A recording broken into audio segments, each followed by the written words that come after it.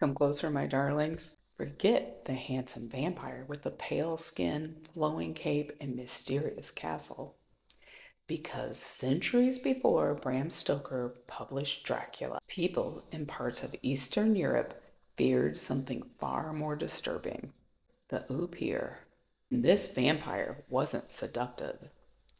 It looked more like a corpse. According to Slavic vampire folklore, the dead could sometimes return from their grave with bodies that appeared bloated, ruddy, and swollen with blood.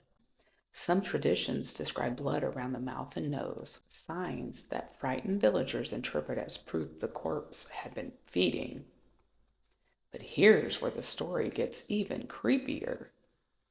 Some legends say the vampire didn't even need to bite you. It could leave its grave at night, return to its village, and call someone by name.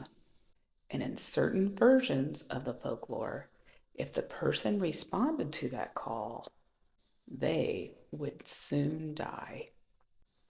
Imagine lying in bed in a dark medieval village and hearing your name being called from outside in the voice of someone you had already buried. But people didn't treat these stories like entertainment. They were terrified that they were real.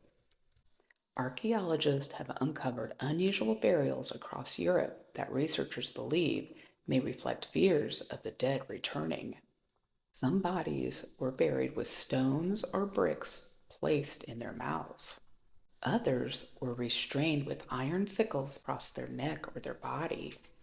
And in some traditions, suspected vampires were staked or otherwise mutilated to make certain that they stayed in their graves.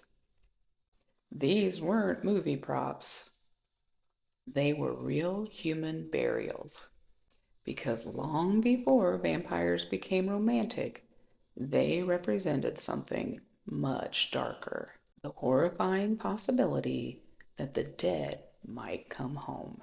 So if you hear someone yelling your name outside tonight, maybe make sure they're actually alive before you answer. Sweet dreams, my darlings.